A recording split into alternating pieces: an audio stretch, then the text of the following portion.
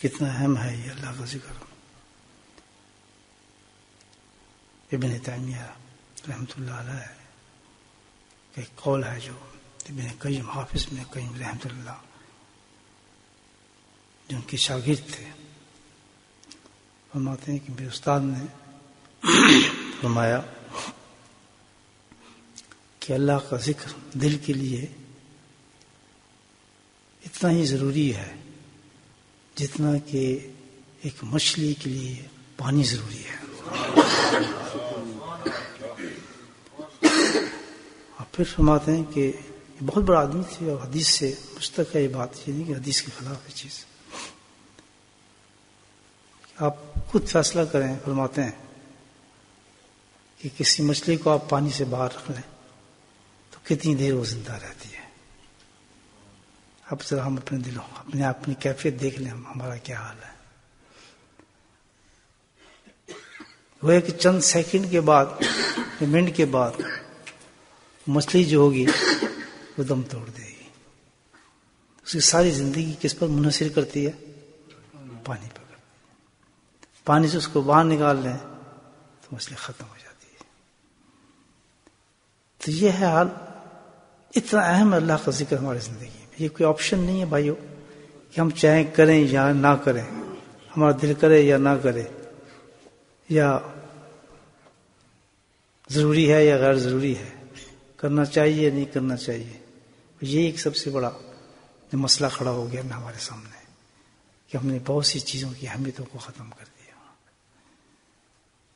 اگر کوئی ڈاکٹر ہمیں کہے کہ بھئی 5 گلاس پانی کے آپ کے لیے اتنا ضروری ہے کہ اگر آپ یہ 5 گلاس پانی نہیں پئیں گے تو بہت جلدی آپ کی موت واقع ہو جائے گی، تو فوراً انسان 5 گلاس شروع کر دے گا، گن گن کے شروع کرے گا 5 گلاس.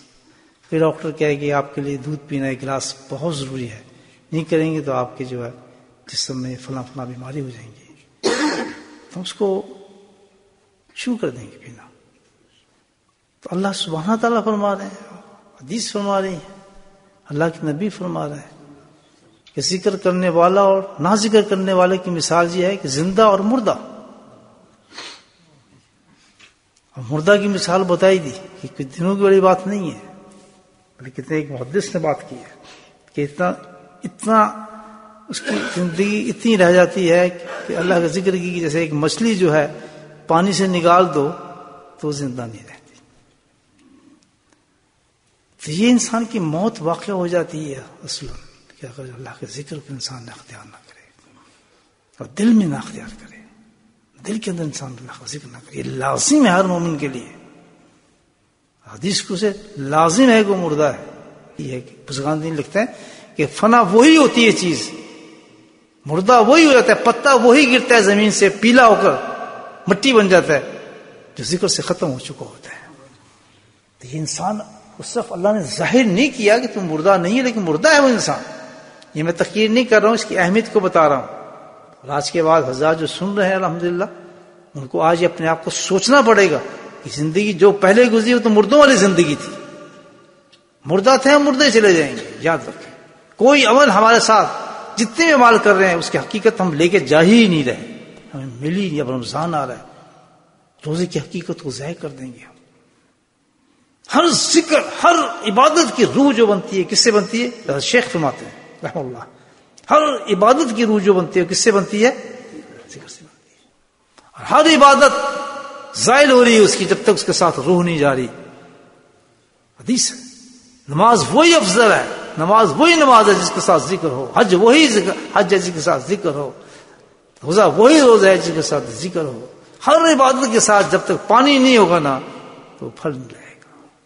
اس پہ ہمیں محنت بھی کچھ نہیں کرنی، صرف کیا کرنا ہے آج آپ بیٹری چارج کروا لیں اپنی، ٹھیک ہے میں آپ کو بتا دوں گا، دل آپ کا جاری ہو جائے گا. بس آپ نے ہر وقت دل پہ توجہ کرنی ہے، وہ اللہ اللہ کرتا رہے گا، آپ زندہ رہیں گے الحمدللہ. جب زندہ رہیں گے تو ہمارے جو اصل امارات ہماری قسمت رہیں گے، نمازوں میں آہستہ آہستہ آنا شروع ہو جائیں گے، لمبے سجدے ہو جائیں گے، لمبے مزے آنے لگیں گے، طبیعتیں چلنے لگیں گی، الحمدللہ حضوری آنا شروع